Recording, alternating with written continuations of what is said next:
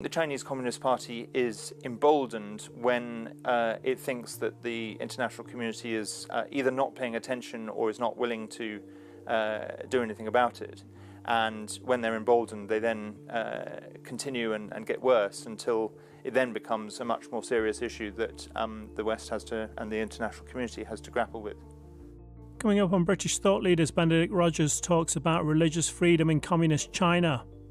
He says Christians are experiencing the worst persecution since the Cultural Revolution. The Communist Party is in the process of producing a new translation of the Bible, sort of on its terms, and it will be very interesting to see how they change the Bible to suit the communist narrative. And talks about CCP schemes to completely destroy the culture of Uyghurs and Tibetans. This Sinicization, so the eradication of Tibetan culture and language, the moving in large numbers of Tibetan Buddhist children into Chinese boarding schools where they're forced to speak Mandarin, abandon their Buddhist and Tibetan religious and cultural heritage, and essentially become Han Chinese. So it's a real attempt to dilute and even destroy Tibetan identity.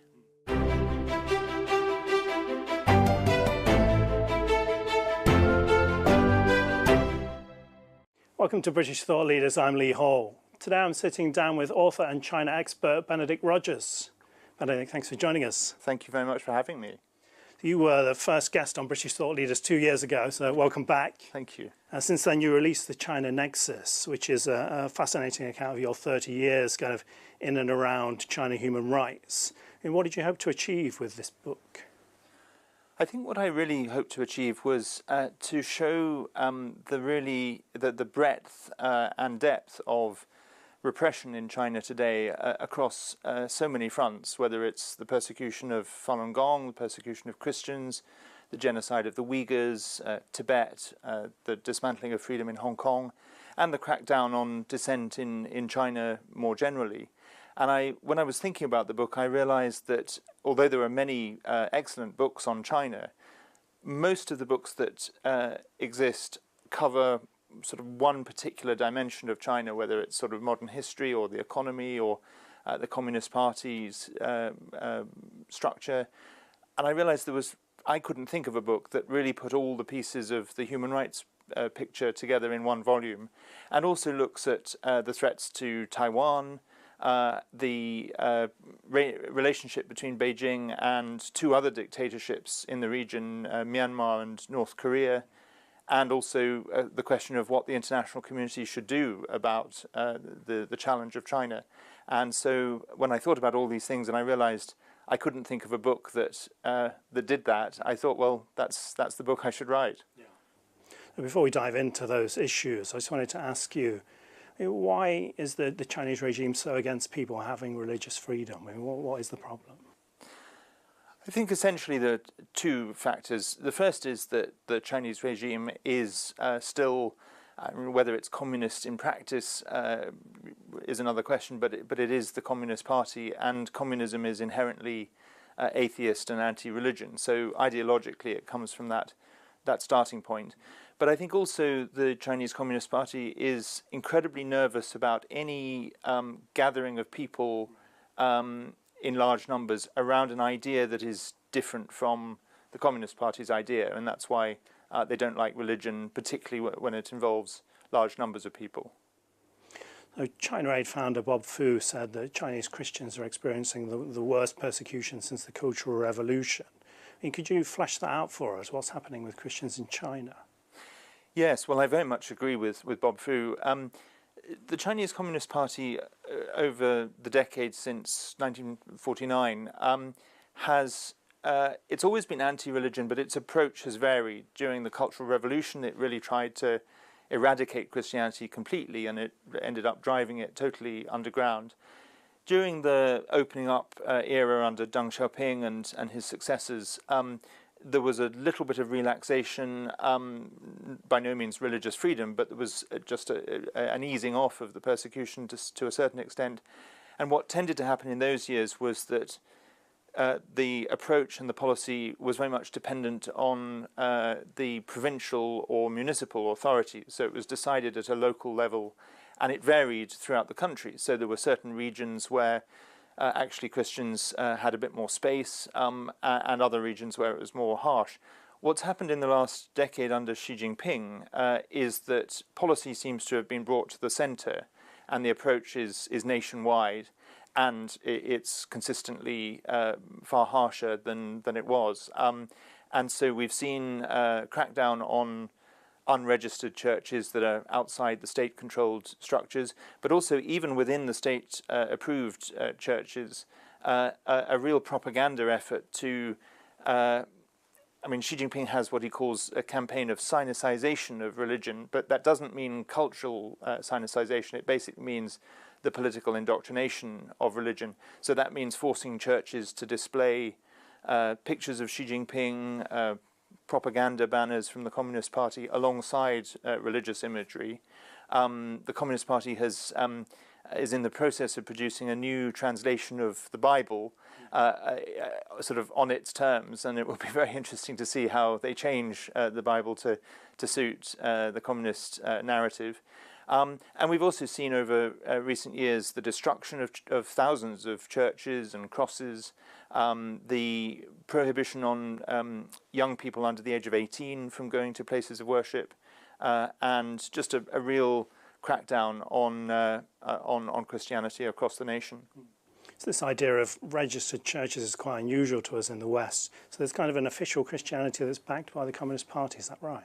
That's right. So the approach that the Communist Party has taken for some decades is, if they can't eliminate Christianity, they want to at least control it. And so they have these structures, both for Protestant and for Catholic churches, that are state-controlled and therefore, very restricted in what they can say and do. And millions of Christians reject that. They don't want to be part of a state-controlled structure, and so they worship in unregistered, sometimes known as house churches, but many of them are not really house churches because they're huge gatherings, but they are unregistered and therefore illegal. You talk about Tibet as well in your book. You say it's one of the most oppressed corners of the world. Could you elaborate a bit on that for us? Yes, I think if you want to understand the Chinese Communist Party's repression, one should always look at Tibet, because Tibet is the region under Chinese control that has suffered probably most for longest, invaded in the 1950s and occupied ever since then.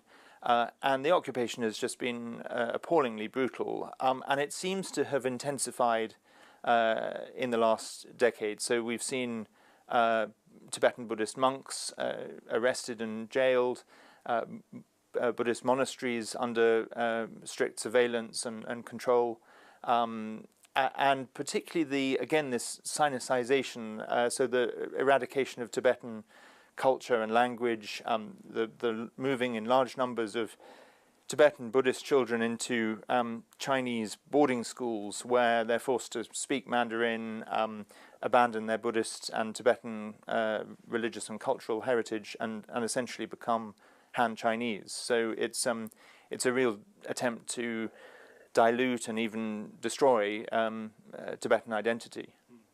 You've got a quote in there from a former bank employee who fled Tibet, who says the Chinese regime's key policy aim is to turn the Tibetans into Chinese.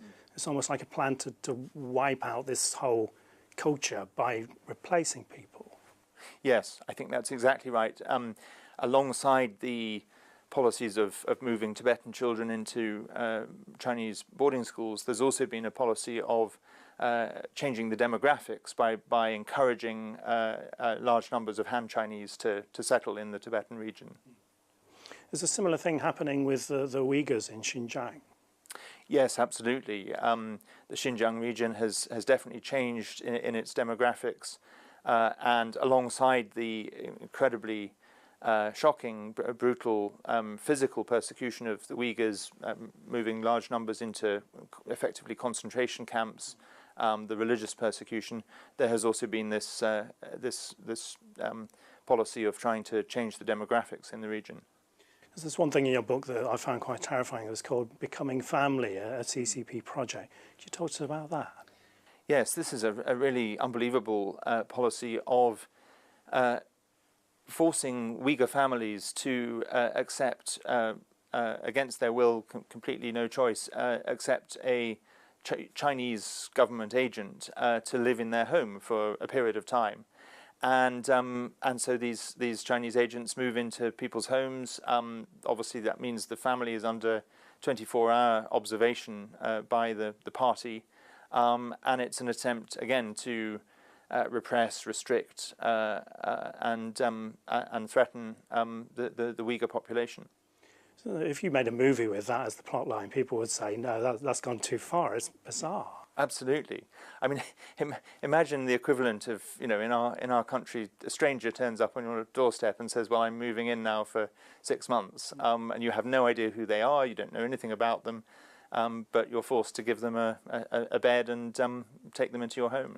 And it's a totally bizarre policy. It seems the CCP has really been pushing forward technology to persecute the Uyghurs in particular. Can you talk to us a bit about that?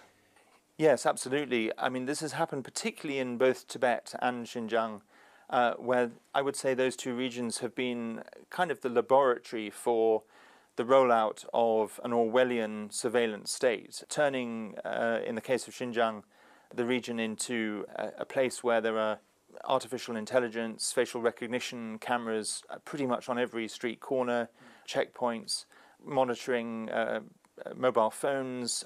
Any searches on the internet are immediately picked up, and if it's a search for something that the party doesn't like, that can lead the individual to being in serious trouble. So it really is Orwellian, the use of technology to monitor everyone's activities. You also talk about the persecution against Falun Gong.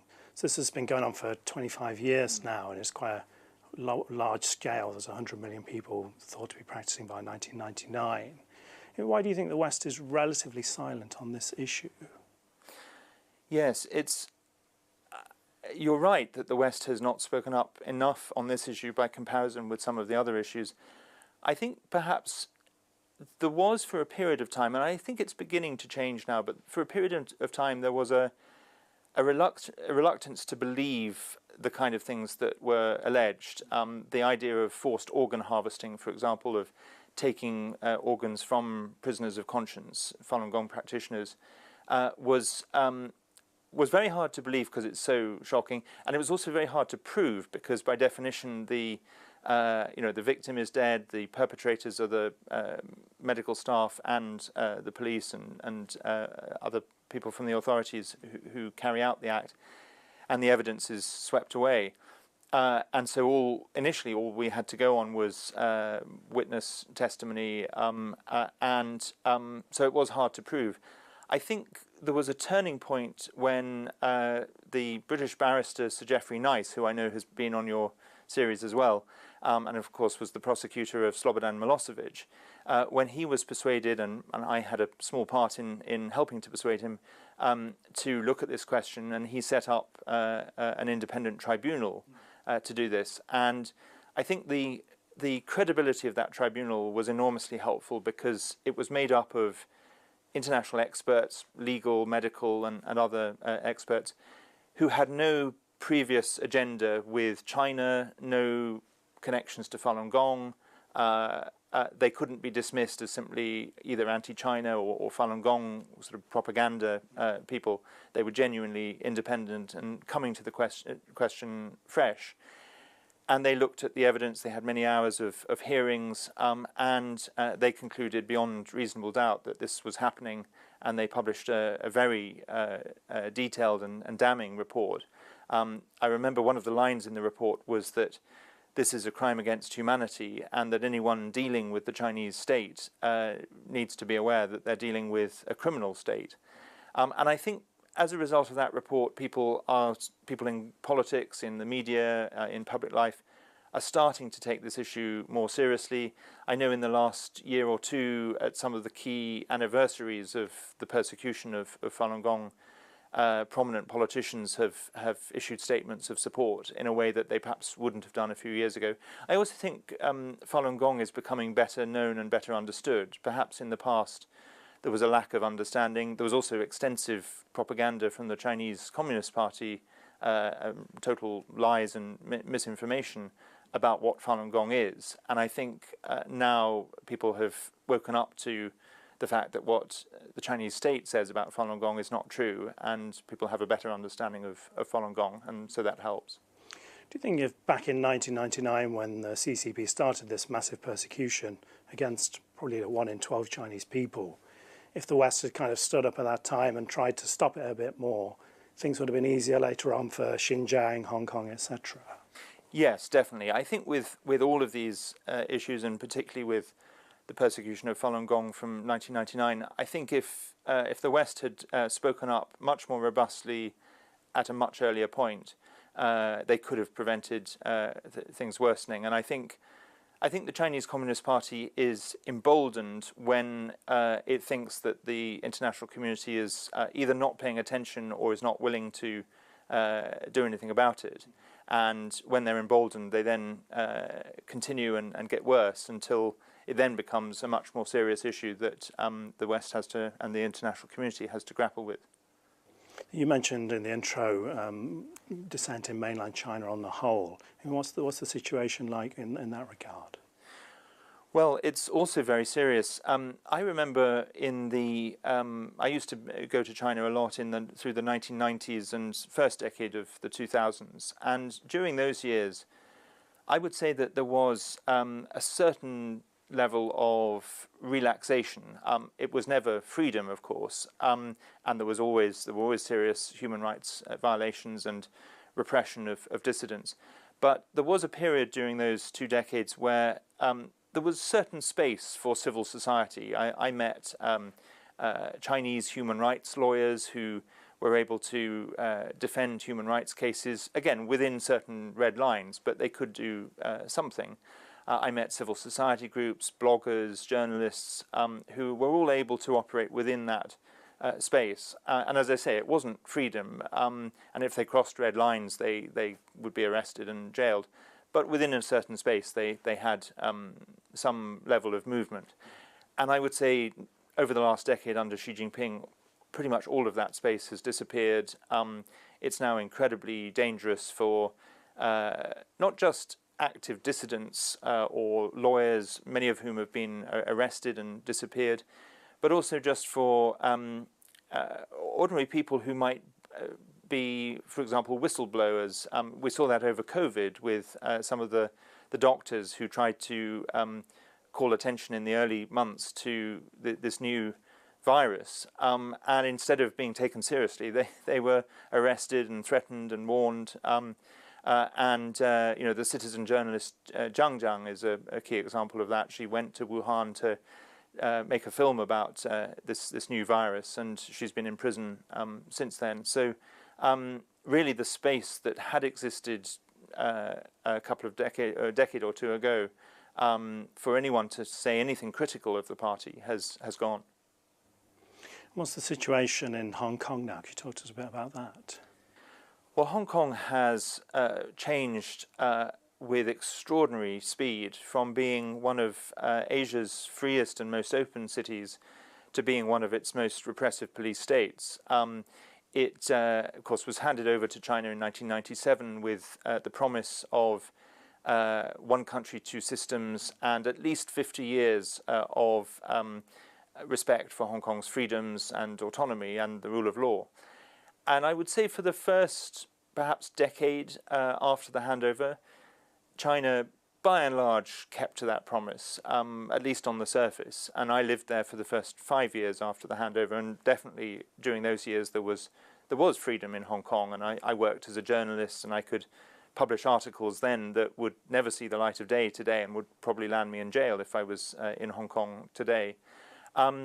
What's happened in the last decade or so since the umbrella movement of 2014, but particularly intensely the last 5 years since the 2019 protests and then the introduction of the very draconian national security law, and subsequently this year a further security law.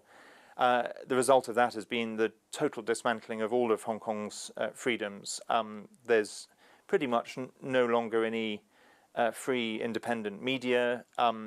Most of civil society, certainly civil society organizations that are in any way politically oriented, probably civil society organizations that are on social issues like poverty or homelessness, the disabled, they're probably okay. But any civil society groups that have any political orientation have been shut down, including some trade unions.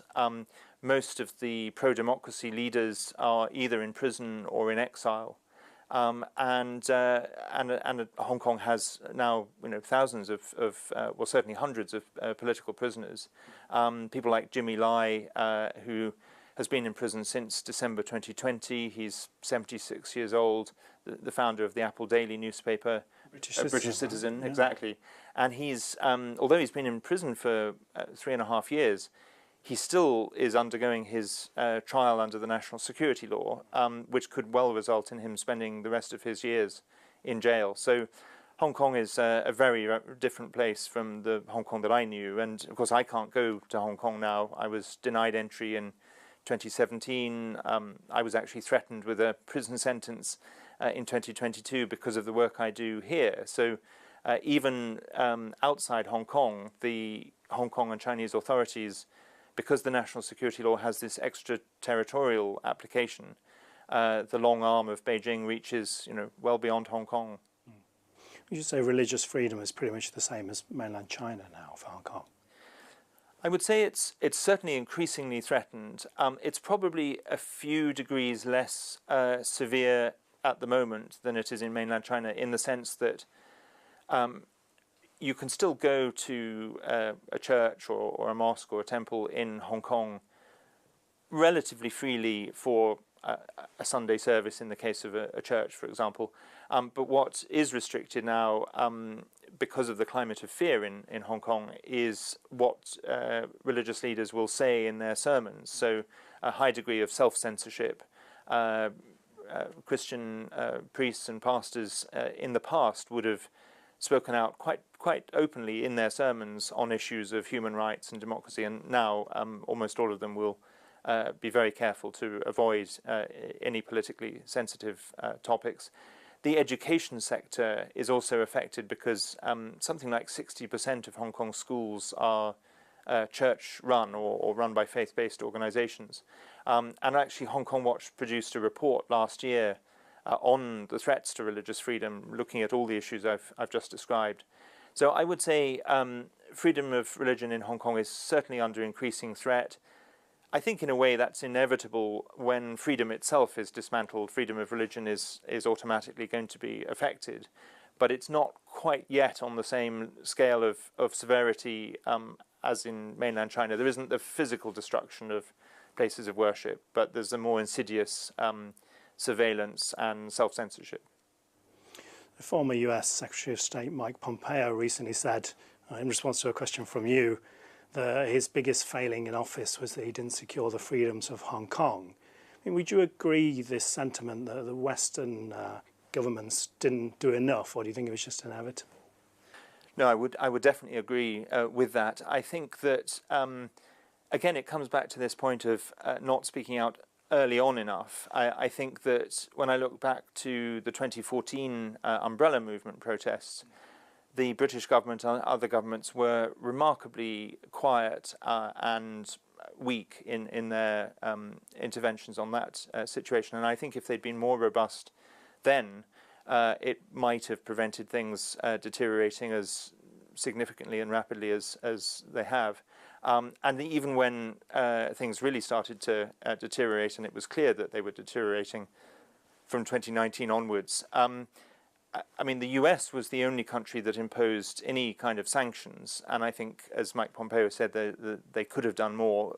They did a lot more than other countries, and I give them credit for that, but they could have done more. But certainly the UK, the EU, Canada, Australia could all have joined the US in imposing sanctions, and that might have had an effect early on to prevent things worsening.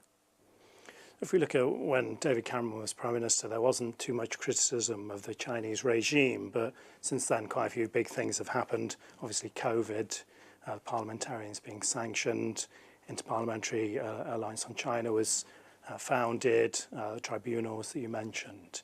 Do you think our establishment is a lot more kind of on the right track with its view of the CCP now? It's certainly on a much better track than it was during the so-called golden era. I remember during the golden era, there were a number of things that I was involved with, particularly through the Conservative Party Human Rights Commission, where the then Conservative Party leadership in government were really unhappy with us speaking out. We did an inquiry in 2016 and produced a report. And we know that the government at the time were really furious with us for doing so. When Xi Jinping visited on his state visit in 2015, an MP, Fiona Bruce, who at the time was the chair of the Conservative Party Human Rights Commission, she went on to be the Prime Minister's envoy on freedom of religion. She asked an urgent question about human rights in China during the course of Xi Jinping's state visit, and again, the government at the time were furious with her because they saw it as derailing their efforts to improve relations with China. So at that time, it was very hard to get the government to say anything on human rights or to take our concerns seriously. And that has changed a lot. I mean, now government ministers, the Foreign Office, key politicians in all parties are much more outspoken. I think in policy terms, there's still a long way to go. If I think on Hong Kong, for example, the one policy I would give the previous government real credit for was the introduction of the British National Overseas Scheme to give hundreds of thousands of Hong Kongers the lifeline out of Hong Kong to build a new life in freedom in the UK. And that was very welcome. But apart from that, there's relatively few policy achievements that I can point to that really show the government standing up to China. And I think there's more work that needs to be done on that front. Imposing sanctions. There were a few token sanctions in response to the Xinjiang, the genocide of the Uyghurs, but they were fairly token. They were fairly targeted at mid-level entities rather than the real perpetrators. So there's more work to be done, but definitely it's a different atmosphere than it was under the golden era. It's quite a cross-party change in atmosphere as well, would you say? Yeah. Definitely.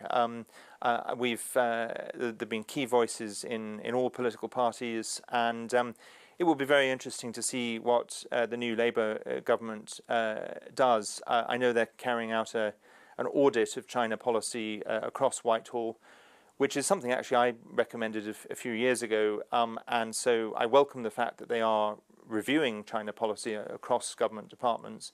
I hope that won't be used as a smokescreen or an excuse for sort of delaying decisive action, and I hope it will be a transparent and inclusive review process where the government will hear from important voices in the diaspora communities, in the human rights sector.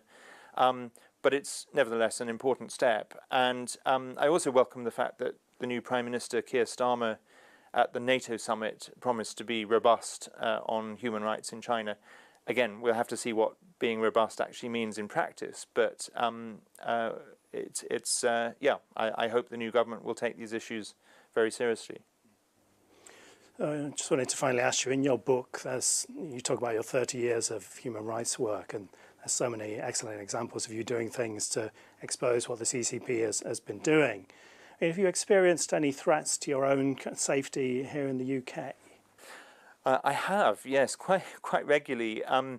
For a period of time from about 2018 through to 2020 or 2021, I received a succession of anonymous threatening letters by post, stamped and postmarked from Hong Kong, to my home address. And obviously I don't advertise my home address, so whoever was sending them had gone to some lengths to find out my home address. They also sent some of these letters to some of my neighbours in the street where I live in London, which was a new way of getting to know my neighbours. And then my mother started receiving similar letters, and she lives in a totally different part of the country. So that was concerning how they managed to find her address.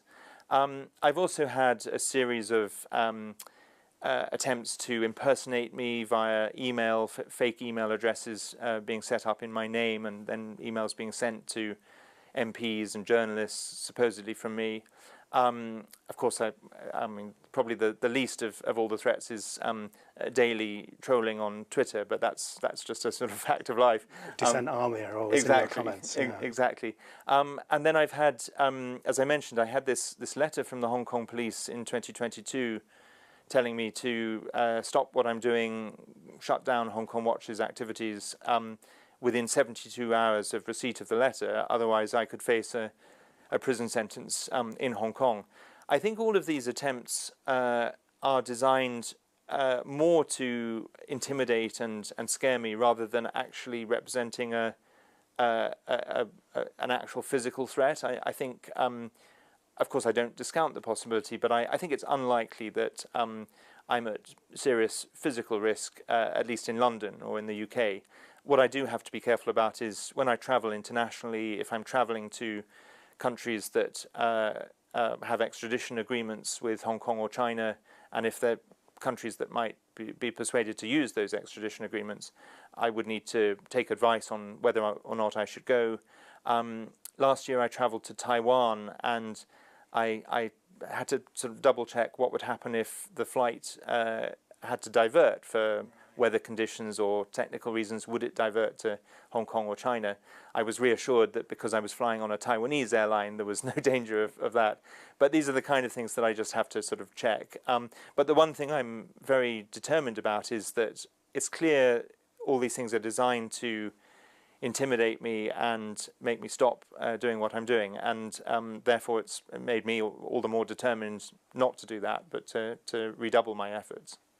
Benedict Rogers, thank you for joining us. Thank you.